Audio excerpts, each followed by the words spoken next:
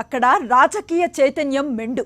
ఆ గెడ్డపై జరిగిన ఉద్యమాలు, పోరాటాలు ప్రజల్ని ఎంతో చైతన్యవంతుల్ని చేశాయి. ప్రకృతి వనరులు మెండుగా ఉన్నా వాటిని అభివృద్ధి ఫలాలుగా మార్చగలిగే దూరదృష్టి ఉన్న పాలకులు లేకపోవటం ఈ జిల్లా పాలిటి శాపంగా మారింది.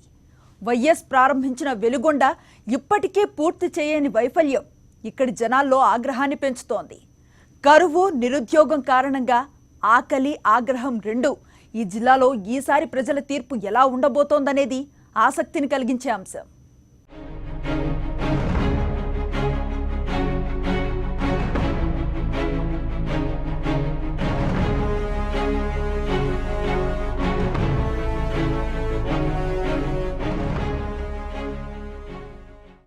మూడు జిల్లాల కలయికతో ఏర్పడ్డ జిల్లా ప్రకాశం. ప్రకాశం పంతులు పుట్టిన గడ్డ. సామాజిక, ఆర్థిక, రాజకీయ పరిస్థితులు మిగతా ప్రాంతాలతో పోల్చితే చాలా భిన్నమైనవి.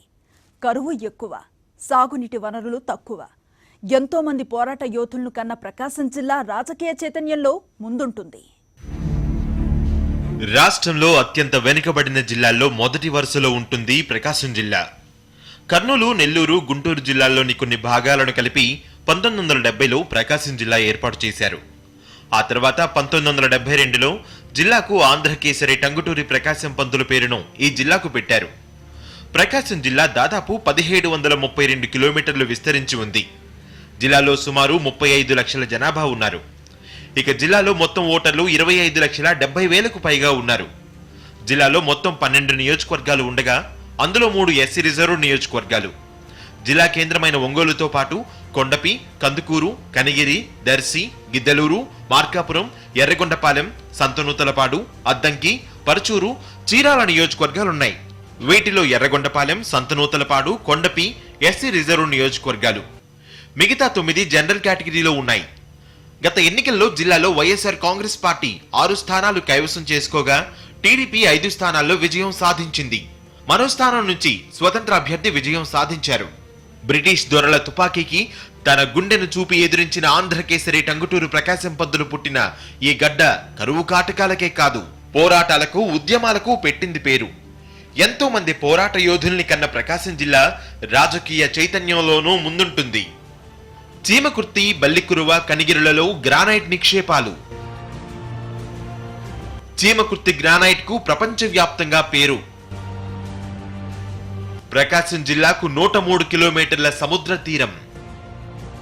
నల్లమల అటవీ ప్రాంతం జిల్లాకు మణిహారం.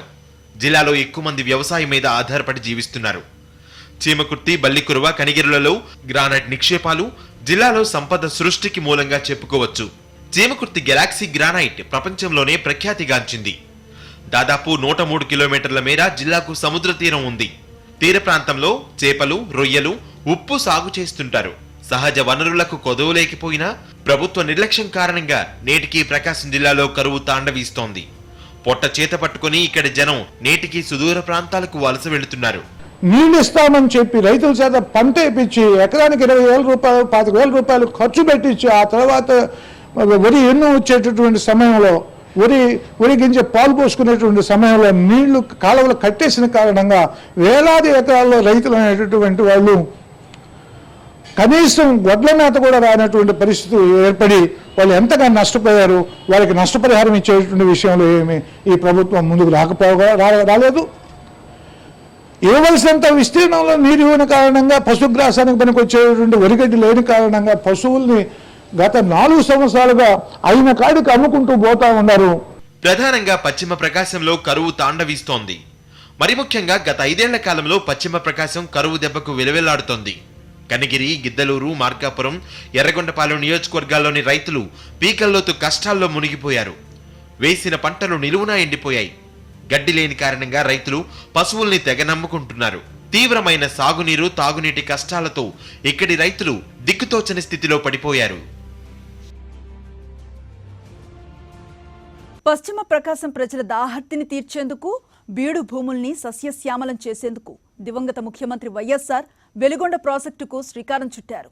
ఆయన బ్రతికుండగానే 60% పనులు పూర్తి చేశారు. ఆయన మరణం తర్వాత వెలుగొండకు గ్రహణం పట్టింది.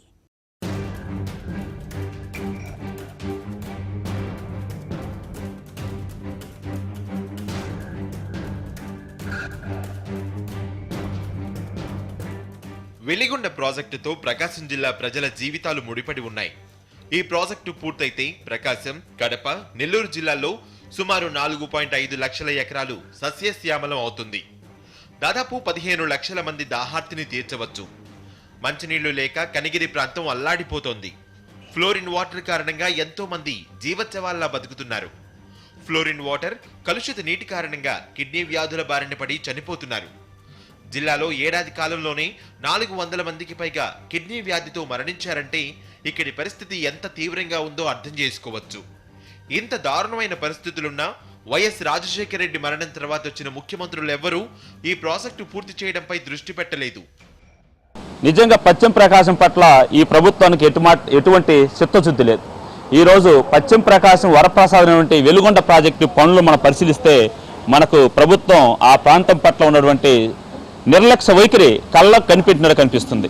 ఎందుకంటే పశ్చిమ ప్రకాశంలో ప్రతి ఒక్కరికి త్రాగునీరు, సాగునీరు కావాలంటే ఖచ్చితంగా వెలుగొండ ప్రాజెక్టు తక్షణం పూర్తి చేయాలి. గతంలో కిరణ్ కుమార్ రెడ్డి ప్రభుత్వం ప్రాజెక్టుపై శ్రద్ధ పెట్టలేదు. ఇక 2014లో అధికారంలోకి వచ్చిన టీడీపీ వెలిగొండను పూర్తిగా గాలికి వదిలేసింది.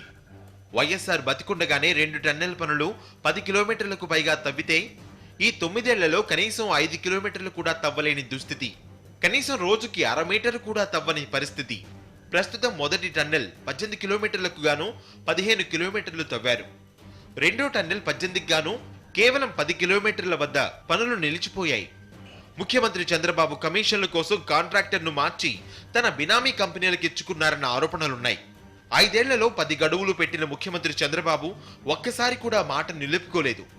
సంక్రాంతి నాటికి నీళ్లిస్తామని చెప్పిన మాటలు నీటి మూటలే అయ్యాయి. వాళ్ళ యొక్క ఆదాయాలను పెంచుకోవడం కోసం, వాళ్ళ కాంట్రాక్టర్ల యొక్క ఆర్థిక స్థితిని మెరుగుపరుచుకోవడం కోసం, తద్వారా తమ జేబుల్లోకి డబ్బు సంపాదించుకోవడం కోసం రకరకాలైన పాట్లు పడి చేసినటువంటి అన్ని రకాలైనటువంటి నిర్ణయాలు కూడా తీవ్రమైనటువంటి ఆలస్యానికి తోడ్పడ్డాయి. కానీ అది ముందుకు పోవడానికి ఏమాత్రం తోడ్పడలా. ఈ విషయంలో ప్రభుత్వం యొక్క అవినీతి చర్యలు, దుశ్చర్యలు, పరిపాలనలో శాతగానటువంటి విషయాలన్నింటినీ కూడా మేము తీవ్రంగా వ్యతిరేకిస్తా ఉన్నాం. వెలిగొండ ప్రాజెక్టు పూర్తి చేయాలని రైతులు రోడ్డెక్కి ఉద్యమాలు చేశారు. ప్రజా సంఘాలు పెద్ద ఎత్తున పోరాటం చేశాయి. ఆందోళనలు కూడా చేశాయి. చర్చా వేదికలు పెట్టారు. ఎన్నోసార్లు ముఖ్యమంత్రిని కలిసి విన్నవించారు. కమ్యూనిస్టు పార్టీలు, వైఎస్ఆర్ కాంగ్రెస్ పార్టీ ఎన్నోసార్లు వెలిగొండ ప్రాజెక్టు పూర్తి చేయాలంటూ ఆందోళన చేశారు. వైఎస్ఆర్ కాంగ్రెస్ ఎంపీగా ఉన్న వైవి సుబ్బారెడ్డి పార్లమెంట్లో సైతం ప్రస్తావించారు. కానీ రాష్ట్ర ప్రభుత్వానికి ఇవేమీ వినిపించలేదు. చివరికి వెలిగొండ పూర్తవ్వకుండానే మళ్లీ ఎన్నికలు వచ్చేశాయి. ప్రకాశం జిల్లా అంటే తెలుగుదేశం ప్రభుత్వానికి ఎందుకు పట్టదు? ఈ జిల్లా అభివృద్ధిని సీరియస్గా తీసుకోకపోవటానికి, కావాలని నిర్లక్ష్యం చేయటానికి బలమైన కారణాలేంటి? ఈ ప్రశ్నలకు జిల్లా ప్రజలు చెప్పే సమాధానం వింటే ముఖ్యమంత్రులు ఇలా కూడా ఆలోచిస్తారా అనిపించక మానదు. 2014 ఎన్నికల్లో టీడీపీ కంటే వైఎస్ఆర్ కాంగ్రెస్ పార్టీకే ఎక్కువ స్థానాలు వచ్చాయన్న కారణంగా ముఖ్యమంత్రి చంద్రబాబు ఈ జిల్లాపై వివక్ష చూపుతూ వచ్చారనేది ఇక్కడి ప్రజలు చెప్పే మాట. ఒక దశలో మీ జిల్లా ప్రజలు నాకు ఓట్లేయలేదు కాబట్టి మీ జిల్లాను పట్టించుకోను అని కూడా చంద్రబాబు తనతో అన్నట్లు సీనియర్ కమ్యూనిస్టు లీడర్ ఒకరు చెప్పారు. ఈ 5 ఏళ్లలో అనేక సార్లు జిల్లాకొచ్చిన ఏ ఒక్క అభివృద్ధి కార్యక్రమాన్ని పూర్తి చేయకపోవడమే అందుకు నిదర్శనం. మరోవైపు జిల్లాలోని ఒక్కో టీడీపీ నాయకుడు కమిషన్లతో కోట్లకు పడగలెత్తారనే విమర్శలున్నాయి. నీరు చెట్టు పేరుతో కోట్ల రూపాయల అవినీతి జరిగింది. మంత్రిగా ఉన్న సిద్ధా రాఘవరావు పైన అవినీతి ఆరోపణలున్నాయి. తన దర్శ నియోజకవర్గంలో అభివృద్ధి కార్యక్రమాల వెనుక భారీ అవినీతికి పాల్పడ్డారనే ఆరోపణలున్నాయి. పర్చూరు, గిద్దలూరు, ఎర్రగొండపాలెం ఎమ్మెల్యేలపైన పెద్ద ఎత్తున అవినీతి ఆరోపణలున్నాయి. చంద్రబాబు నాయుడు నిరుద్యోగులకు చేసే, మన యువతకు చేసిన శూన్యం. విద్యార్థులు ఎవరైతే ప్రతి సంవత్సరం బీటెక్ కొన్ని వేలల్లో పాస్ అయ్యి వస్తుంటే, ఎన్ని కాలేజీలు ఉన్నాయి ప్రకాశం జిల్లాలో, ఈ కాలేజీల్లో ఎంతమంది విద్యార్థులు పాస్ అయ్యి వస్తున్నారు? గత 5 సంవత్సరాల్లో కనీసం ఏ ఒక్క విద్యార్థికి కూడా ఉపాధి కల్పించిన పాపాన చంద్రబాబు నాయుడు పోలేదు. జిల్లాలో అత్యంత దారుణమైన పరిస్థితుల్లో ఈరోజు యువత ఉంది. ఈ రోజున 5,000కి 4,000కి చిరుచిరు ఉద్యోగాలు చేసుకుంటా మరి ఈరోజు పట్టబోసుకునే పరిస్థితుల్లో యువత ఉందంటే, యువత అన్యాయంగా నిర్వీర్యం అయిపోయిన పరిస్థితులు ఈరోజు ఒంగోలులో యువత ఉంది. దామచర్ల జనార్దన్, చంద్రబాబు నాయుడు ఇద్దరూ కలిసి కూడా యువతను అతి దారుణంగా మోసం చేశారు. జిల్లాలో ఉద్యోగాలు లేక యువత తీవ్ర ఇబ్బందుల్లో ఉన్నారు. పెద్ద ఎత్తున పరిశ్రమలు ఏర్పాటు చేయడం ద్వారా యువతకు ఉద్యోగాలు వస్తాయని ఇచ్చిన హామీల్లో ఈ ఒక్కటి నెరవేరలేదు. జిల్లాలోని Ramayapatnam port, IIIT, mining university, veterinary university, Donakonda పారిశ్రామిక కారిడార్, చిన్న తరహా పరిశ్రమల అభివృద్ధి, వెలిగొండ ప్రాజెక్టు పూర్తి, ఫ్రూట్ జ్యూస్ ఫ్యాక్టరీ ఇలా చాలా హామీలు ఇచ్చారు. వీటిలో ఏ ఒక్కటి అమలు చేయలేదు. దొనకొండలో పారిశ్రామిక వాడ ద్వారా యువతకు వేల సంఖ్యలో ఉద్యోగాలు వస్తాయని ప్రభుత్వం ఓదరగొట్టింది. కానీ నేటికి దొనకొండలో అడుగు ముందుకు పడలేదు సరికదా, కనీసం భూముల గుర్తింపు కూడా పూర్తి కాలేదు. ఇక మైనింగ్ యూనివర్సిటీ, వెటర్నరీ యూనివర్సిటీలను పూర్తిగా గాలికి వదిలేశారు.